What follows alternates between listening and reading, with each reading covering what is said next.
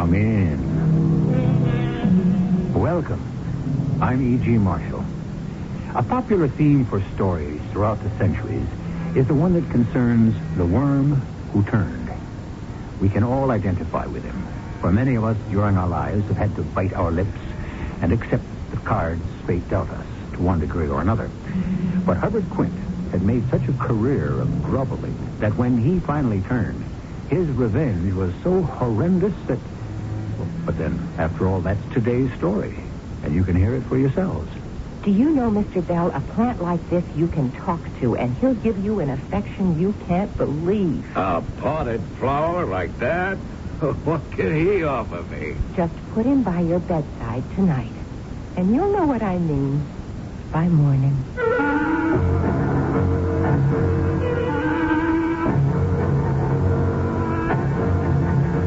Our mystery drama, The Vampire Plant, was written especially for the Mystery Theater by Ian Martin and stars Robert Dryden.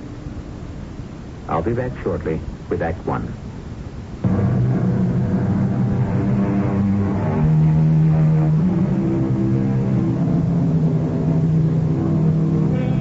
Hubbard Quint is what in more naive times, before the popularity of psychiatry, used to be called a mother's boy.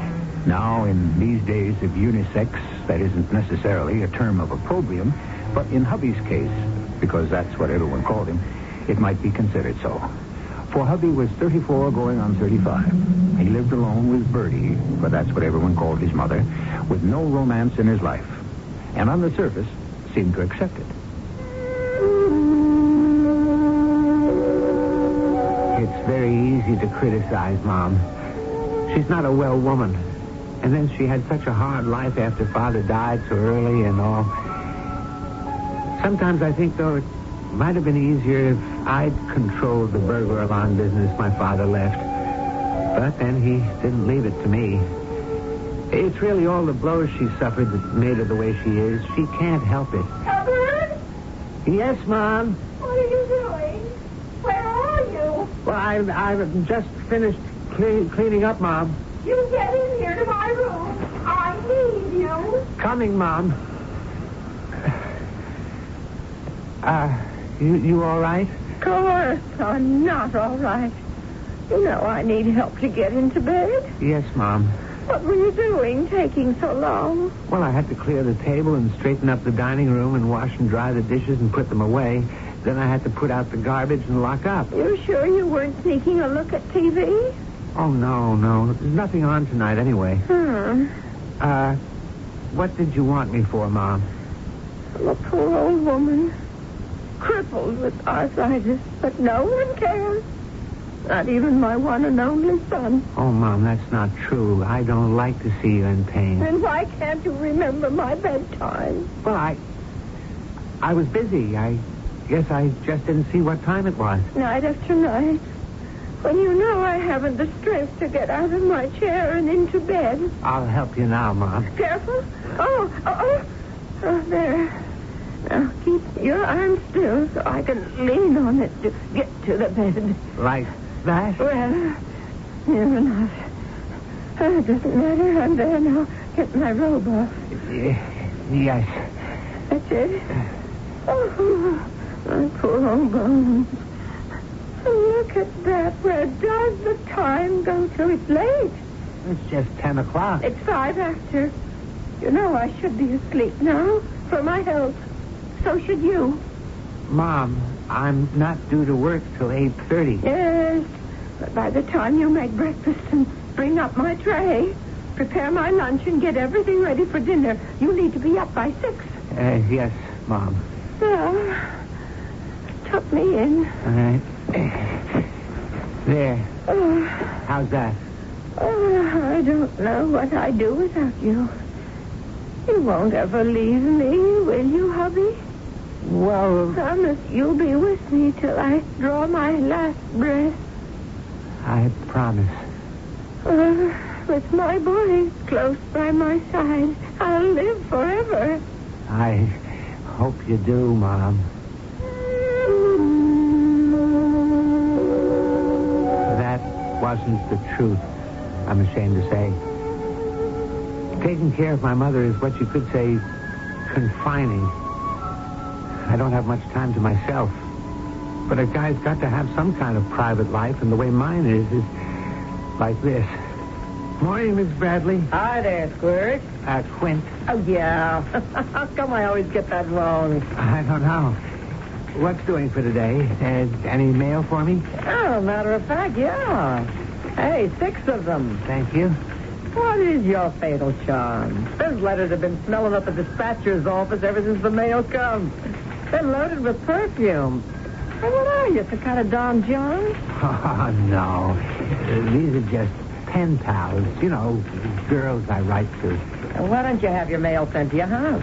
Are you kidding? Yeah, that's right. I heard about your mother.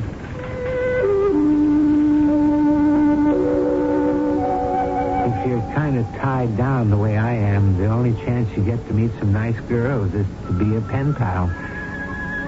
I don't give my home address. I mean, Mom might happen on the letters, and I wouldn't want her to think anything about them. I don't want to give her a stroke or nothing. Only this time, boy, the one from Dolores was a rocker. And so, my dear Hubbard, luck or some kind of God made me winner of the weekly sweepstake and gives me enough money to come winging home to you. I shall be able to meet you at last, face to face. I shall be staying at the YWCA. Call me there and tell me when or where I can at last spread my wings and bring you into their shelter. Your more than pen pal, Dolores.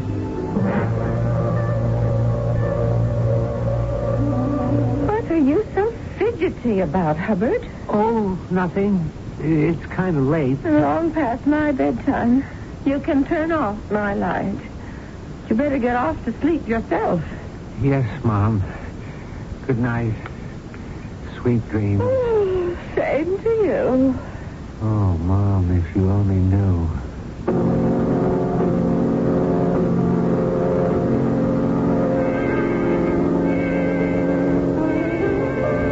Dolores? Oh, my, you startled me. I thought you weren't coming. Oh, I'm sorry I'm late. Well, I think I'm late. You are Dolores? Oh, yes. And you're Hubbard. I'd have known you anywhere. Me too. Why don't we sit down? Why not? Did you eat? No, but it doesn't matter. Did you? Yeah. It doesn't matter. I'll sit and watch you. You don't mind? Oh, I want to. All right. Maybe I will order. I don't know if she was pretty. I only know that she was someone who gave me her whole attention. And she didn't ask for anything. I'd never, ever been treated by a woman like she did me. Of course, what other woman did I ever really know except Mom? But it felt good. We only had a week, but I made arrangements to sneak out and meet her every chance I could. Oh, I've never been on a ferry before. We don't have time in the Midwest. It's wonderful. I wish I could do more for you. Oh, you've already done so much. Are you enjoying your visit? Oh, yes. I just wish it could be more than that. So do I.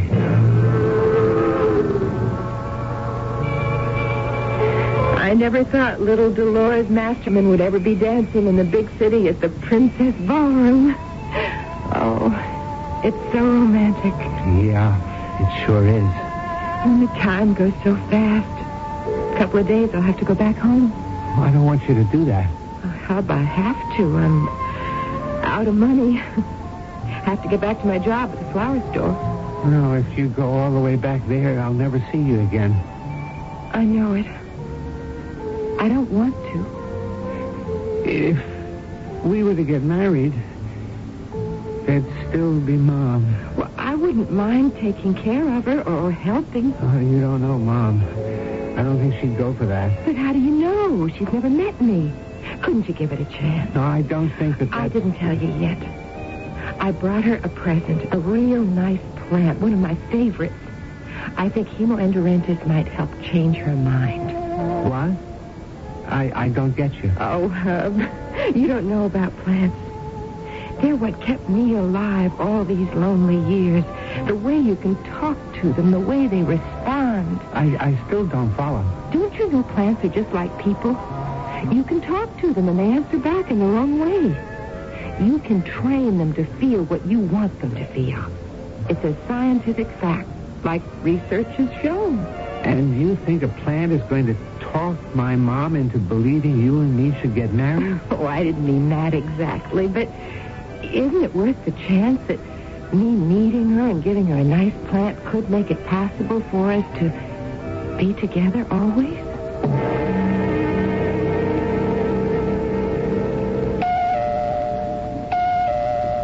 That'll be Dolores now, Mom. I never thought I'd see the day my son would desert me. Oh, Mom. Where did I go wrong to let this woman lead my son astray?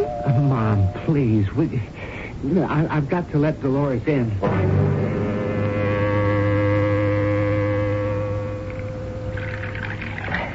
Such a nice after-dinner coffee. I hate to leave.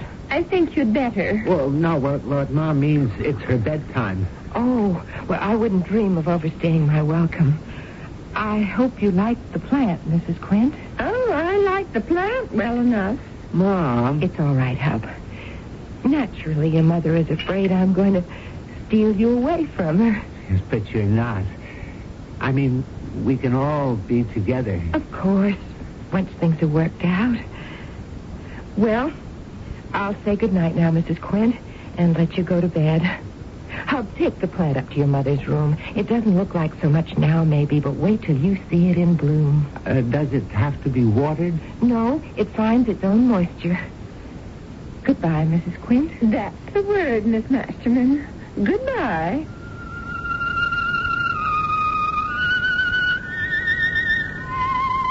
Okay, Mom. Anything else? Or shall I turn out the light? Huh? You've turned out all the lights for me, deserting me for a hussy like that. Mom, she's a nice girl. And anyway, who said I'm deserting you? You better not. You'll never get a penny from me. I never asked that. I just wish you could have liked Dolores better. She brought you a plant. That brownish, hairy, scraggly thing. Does it have to be right by my bed? Dolores said, wait till you see it in bloom. Oh, all right. Leave it. And say goodnight. I'm tired. You've upset me so much. Oh, Mom, she's really a sweet girl. I wish you'd give Dolores a chance. A chance? I never want to see her again.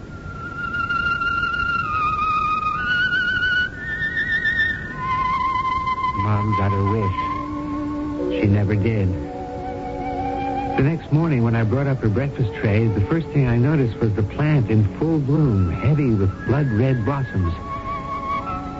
The next thing was Mom, whiter than any ghost, with a dry, drained whiteness that made her seem to be made of powder, as if when you touched her, she would turn to that.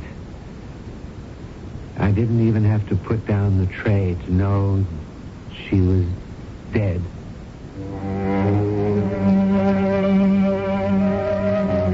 Well, now, what do you think? A natural death? Or is there something strangely occult, strangely fortuitous in Bertie Quint's death? Certainly, she will be little lamented. She was a horrid woman. But still, she was entitled to die in her own time. Or did some strange force hasten her death? I'll return shortly with Act 2. They said it couldn't be written. The book that hit America like a runaway locomotive. The new Consumer Information Catalog. For the life of me, Foster, your obsession with that book escapes me. It's only a catalog. The book that's helping America find a better way to live. What do you find in that catalog? Something you could never give me, Lillian. More than 200 fact-filled federal publications listed inside. Booklets on home and car repairs, weight control, keeping household records, and more. I read them all to be the man you want me to be. That's a lot of reading. The book you have to read from the Consumer Information Center of the U.S. government. The new Consumer Information Catalog. It's free. Just write to Free Catalog, Pueblo, Colorado, 81009. That's Free Catalog, Pueblo, Colorado, 81009. Send for the book. Don't wait for the movie.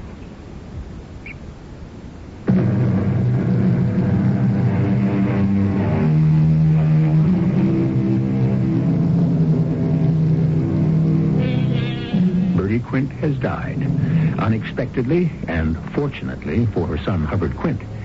Fate has suddenly extended to him a freedom that he has secretly longed for and never imagined would be his. Or so it seems. But the circumstances of Birdie's precipitous demise puzzle Dr. Ezekiel Harwich, who has known her for half a century. What do you think caused it, Dr. Harwich? I don't know, Hubbard. I'm sure her death came as much of a surprise to me as it must have to you. Oh, it did. You didn't have any sort of warning? I mean, last night, how was she? Well, she was fine by the time she got into bed. She complained of being tired, that's all. Oh, yes. Well, I'm sorry, son, but I'm afraid we're going to have an autopsy. An autopsy? What for? Hubbard, I can't sign a death certificate without entering the cause of death. And right now, I don't know what it was. Well, wasn't it just a heart attack? Oh, it most definitely wasn't that. Cardiac arrest, yes. But for no evident reason. I'll be able to tell you better after a post-mortem. Then it had better be done. All right, fine. Yeah, that's a handsome plant with the red blossoms. I don't think I've ever seen anything more lush and luxuriant. What's it called? I forget. You'd have to ask Dolores that. Dolores?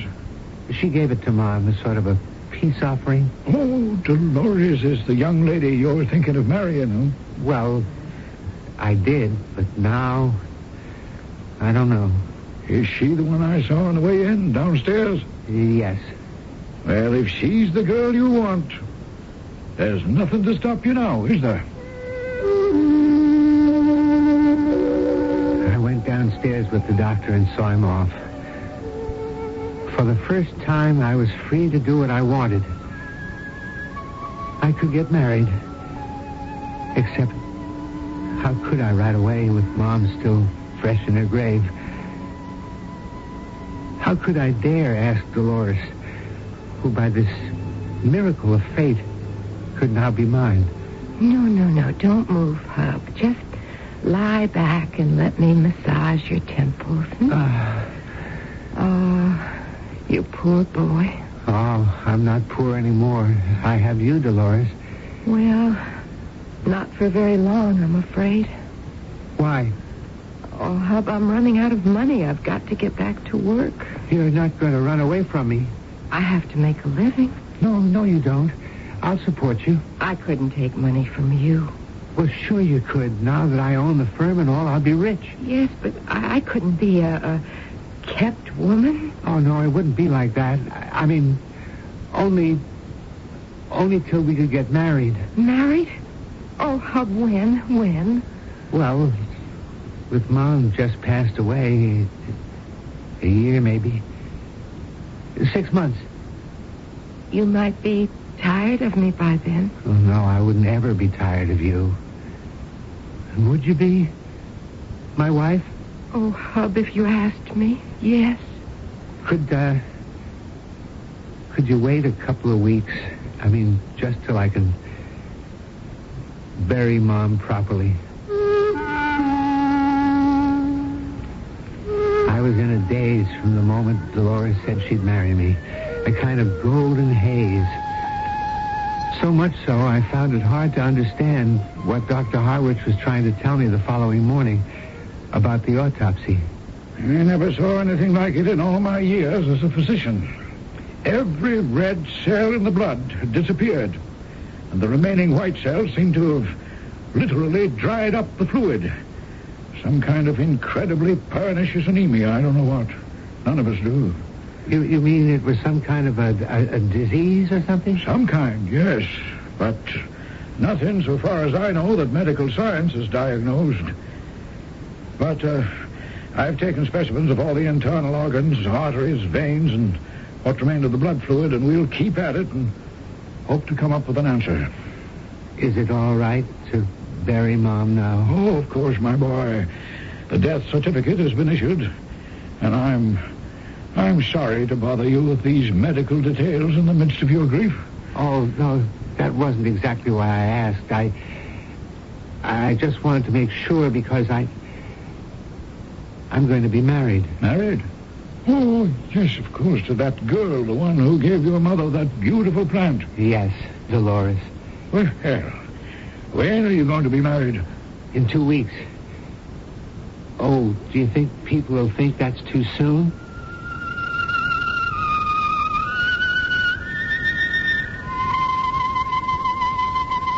On our wedding night, we came back to the house. Since Mom's room was the only decently sized bedroom, it had been decided we would take it for our own. I felt very strange. Not only as a new bridegroom, but being in Mom's own private quarters and looking at the plant while I waited for Dolores to come out of the bathroom. I found that suddenly, on the happiest night in my life, I was afraid. Hub, what are you looking so hangdog about? What? Oh, I was just looking at the plant. What happened to it? All the blossoms fell off. Oh, he's just feeling a bit neglected. We'll have to give him a good feeding and some attention. Won't we, Mama's little darling? Just give you a little love to perk you up and something good to get your little old juices flowing again. Oh, look at him, Hubbard. Can't you just see how he's sprucing up? Dolores, it's, do we have to have that, what did you call him? Well, his technical name is Hema endorantis, but I just call him Casanova for short. Casanova? Mm-hmm. But that isn't any shorter. No, but it fits him. The world's greatest lover. Aren't you, baby mine? You mean it's in love with you? Well, sure he is. I taught him. I've had him ever since he was a cutting. Didn't I tell you you could talk to plants and teach them almost anything? Oh, you can. Dolores, please, it's our wedding night. Can't we take the plant out of here? Oh, of course, dear. It wouldn't do at all to have him here all night. Now, where shall we put him? Let me take him down to the solarium. Oh, yes, that would be just right. But be careful of him. I will. I'd never forgive you if anything happened to him. Okay. I'll treat him with kid gloves.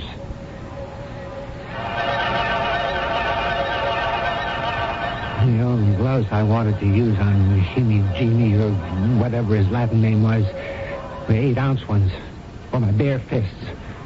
Some heck of a note that I finally get to my wedding night and find myself jealous of a plant. Looking back, it's hard to remember when Dolores changed. A little bit right away after we were married, and then more after she got things all straight about the business. I thought your mother was going to leave everything to you, like she said in her letters. Well, she did. Not the way I heard the lawyer we just left tell it. Well, what do you mean? Mr. Riddle said the business was left to you with the provision that Mr. Bell continued to run it till his retirement or death. Well, that's right. He's always managed it ever since my father died. Your father left the burglar alarm company to your mother? Yes. And she hired Mr. Bell? Yes. Well, didn't you know enough to run it? Well, yes. Well, then why didn't she put you in charge? Well, Mr. Bell had seniority, and he... I guess that's the way Mom wanted it. Mm-hmm. To keep you under her thumb. Well, your mama's dead now, and we're going to change a few things. What? Change what? As of now, Mr. Bell is out. Why should we share any profits with him? But he can't be out. It says in Mom's will that if we can't push him out, we'll find some other way to get rid of him.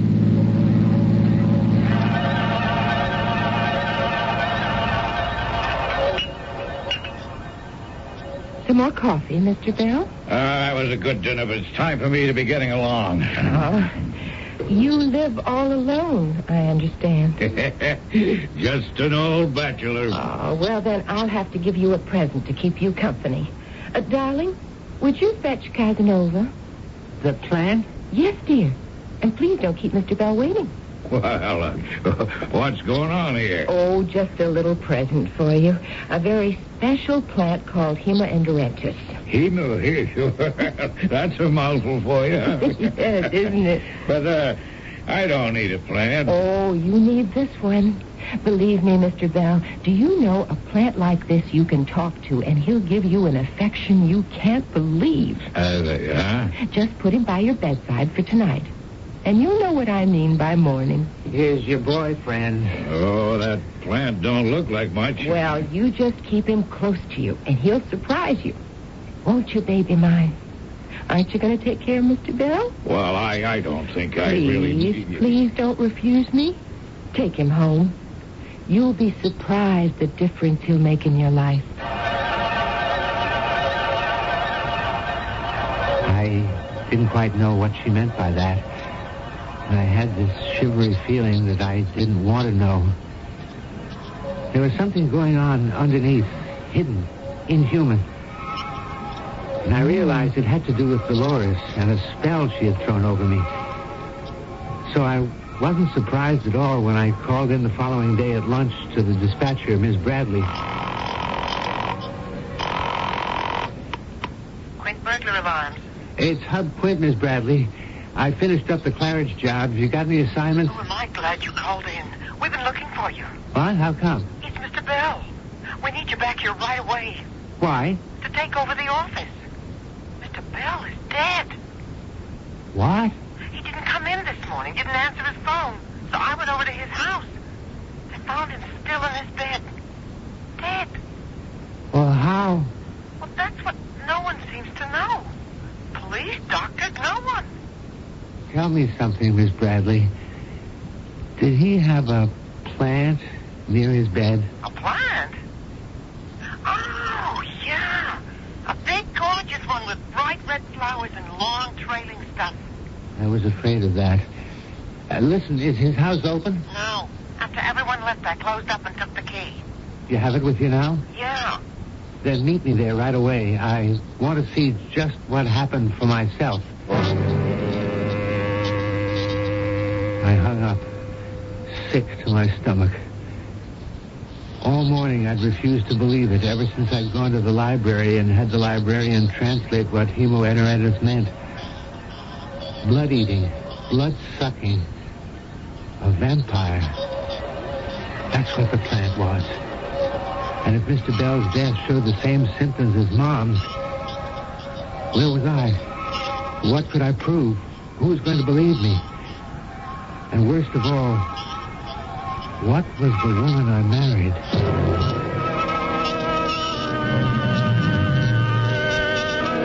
I promised you in the beginning it might get rather horrendous. Can we really suppose that a plant has actually sucked the lifeblood from two people to preserve its own existence? Or that a woman has really used this obscene way to achieve her own selfish desires? For all answers, I refer you to the third act, which will follow shortly.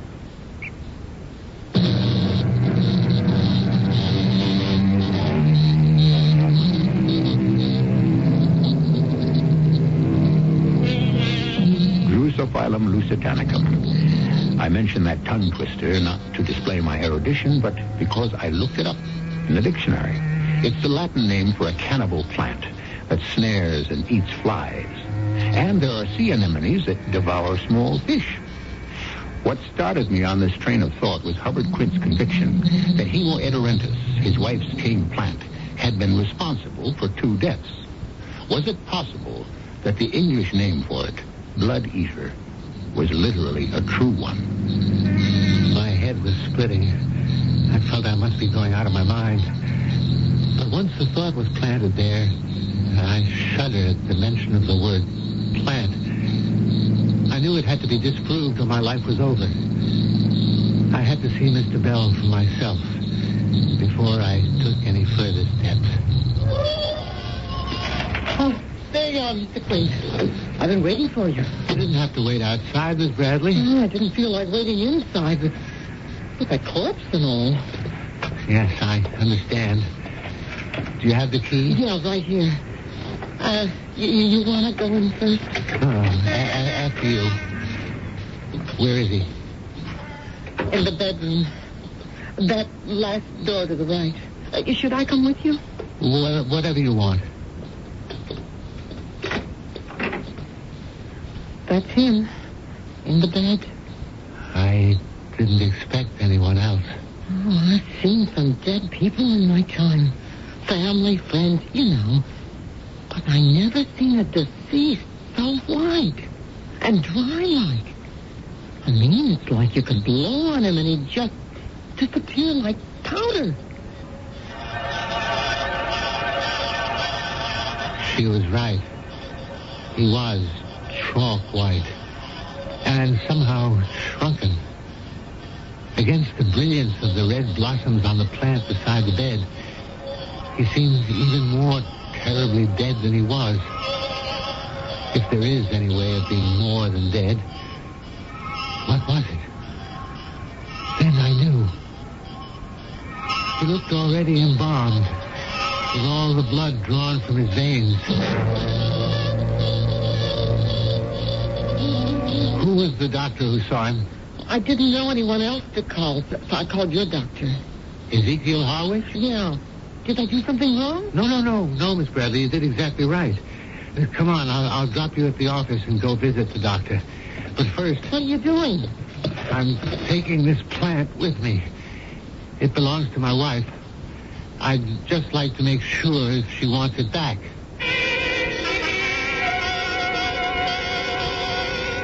Well, I don't see anything particularly unusual about the plant, Hubbard. I mean, it doesn't appear to be poisonous in itself, but then I'm not a botanist. But, Dr. Harwich, you don't think it had anything to do with Mom's and Mr. Bell's death? Indirectly, perhaps. Well, how? How much do you know about your wife's background, Hubbard? Could she perhaps have lived in the tropics or South America? No, I don't think so. She never said. Why? Because I have some of the same ideas as you have. Oh, I haven't had the autopsy report yet, but I'm almost totally convinced that Mr. Bell died of the same thing your mother did. The symptoms are too special and startling. What are you trying to say, Doctor? And I'm simply saying that I'd like your wife to come into my office for an examination. Whether or not she has spent any time in the tropical zones or any alien area, she may be carrying some infectious disorder as a host without knowing of it or having it affect her. What, Dolores? Oh, yes. So please urge her to come to me or at least go through a series of tests at the hospital. What about the plant? It's not a tropical one, and I doubt that the vegetable world can invade the human one quite yet. Still, if I were you, I'd burn the thing. If only to get the connection off your mind.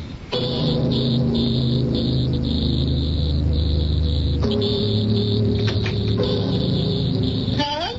Is that you? Yes, What are you doing home so soon? Mr. Bell. He's dead.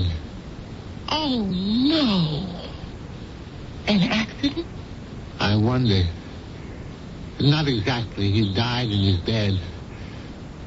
In his sleep. Heart? No.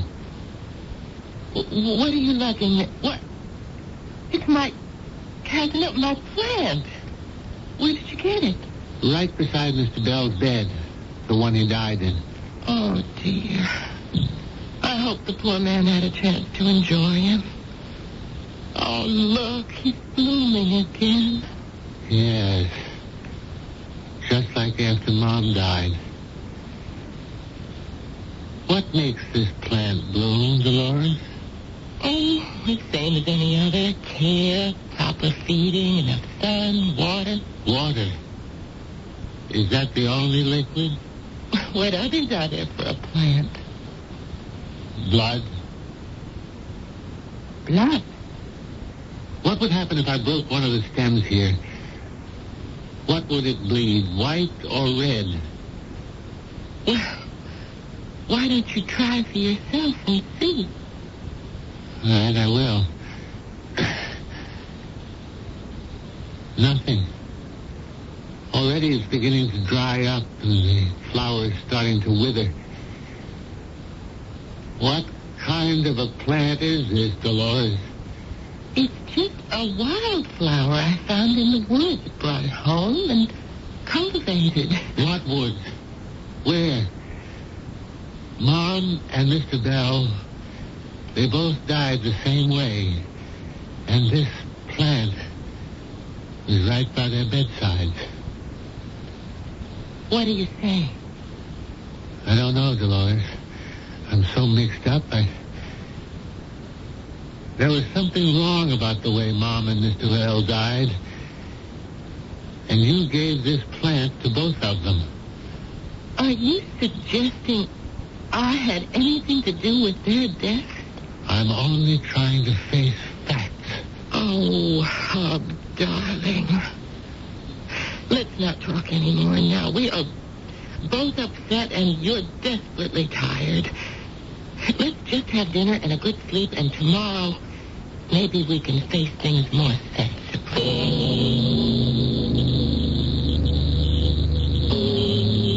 I stuck the darn plant on the mantel and found I was shivering. I lit the fire, which was already made, and went to stretch on my big armchair, and before I knew it, I was asleep. It was late when Dolores awoke me, and we had an almost silent dinner. After we cleaned up and were on our way to bed, we passed through the living room. I saw the plant. The blossoms were gone, dried up, as if they'd never been. What is it, huh? Look at it. It's gorged itself, and now it's looking around for another victim. What? The plant. Oh, how will you forget about that silly thing and go to bed? I'm going back to the kitchen to get us a nice hot toddy to put us both to sleep. To put us both to sleep. Or just me, maybe.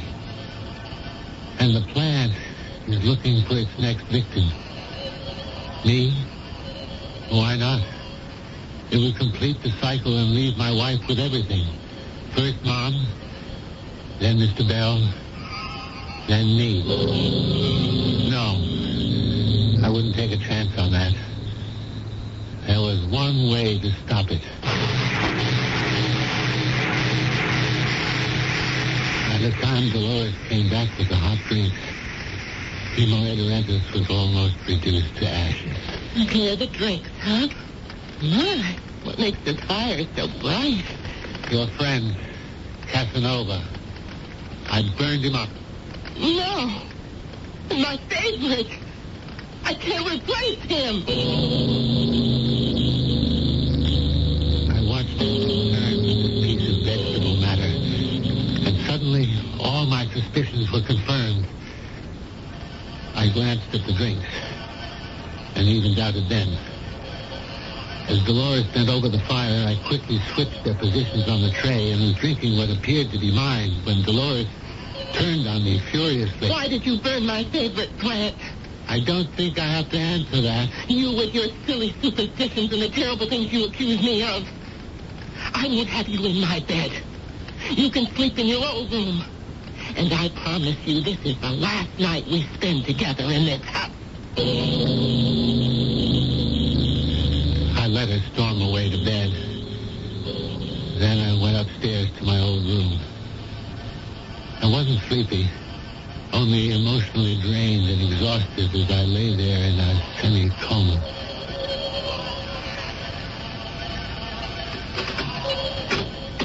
I don't know how much time had passed before I heard my door open stealthily. In some reflected glow from the moon, or perhaps a streetlight, I could see Dolores' figure outlined as she came towards me. She swayed as she walked. as if fighting sleep. As I'm sure she was, since she'd had my drink instead of her own. I lay still and kept breathing evenly as she looked down at me. Poor fool. I had to use you. You were my only chance. But there isn't any room for conscience now. Once I can have it all. You burned up the parent hub, but the children I saved. And the child learns very fast. It has a huge hunger. Oh, there you are, my darling. My hungry darling. Eat and drink and suck his life away. We have no use for him anymore.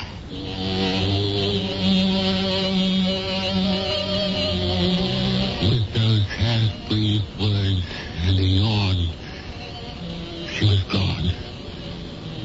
But still I lay, not moving, waiting. And the horror began. First, it was the lightest touch across my cheek.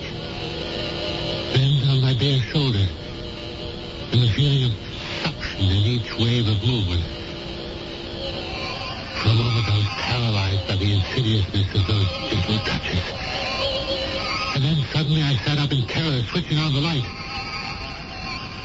From the flower pot beside the bed, a small cutting from that original plant was throwing forth these ghostly tendrils, crawling across me avidly, binding me, sending a shudder to the depths of my soul. With a mad, convulsive movement, I leapt to my feet and began to tear them from me, even as I felt my blood began to grow cold and drained.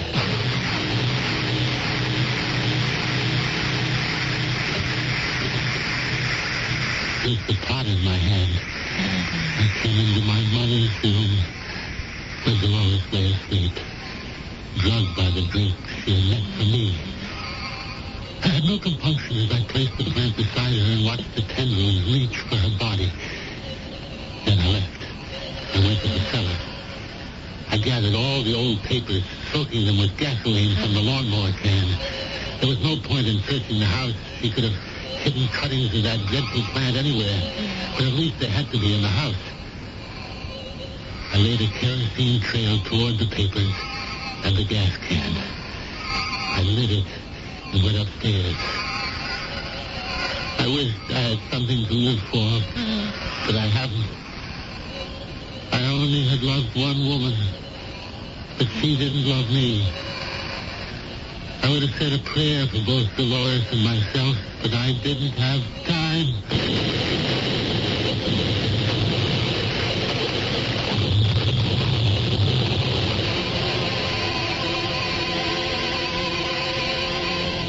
I can hear some of you saying, I just don't believe it. I've never known of a man-eating plant. Oh, quite so. But then I've never been lost in the Bermuda Triangle or seen a UFO for sure, or experienced teletransportation or reincarnation. I'll be back shortly. If you...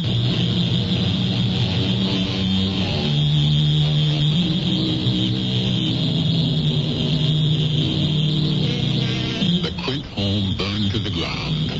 Nothing was left but powdered ash. With it perished Hubbard and Dolores and whatever flora or plant she'd been growing, including the protagonist in our story. There was literally nothing left of any of them, which moved me to close this chapter with just one more Latin tag. E mortuis mi nisi bonum. Let us speak only good of the dead. Our cast included Robert Dryden, Joan Shea, Terry Keane, and Ian Martin. The entire production was under the direction of Hyman Brown. And now, a preview of our next tale. Kitty? I'm here. Kitty to the rescue. I'm right here beside the door. And I'm right here on the other side. All right. Push hard an outpost. Kitty? Kitty, what are you doing? Mama, I am pushing hard. Well, harder. You have got to do it harder. Kitty! It won't die. Take it. Harder! I'll put a blast on him so mad at it. Nothing. Darling, listen now. It won't open. It will not open. It has to. I can't stand it. It has to. This is E.G. Marshall inviting you to return to our Mystery Theater for another adventure in the macabre. Until next time, pleasant dreams. You've been listening to the OTR Gold Network. Find more classic radio at otrgold.com.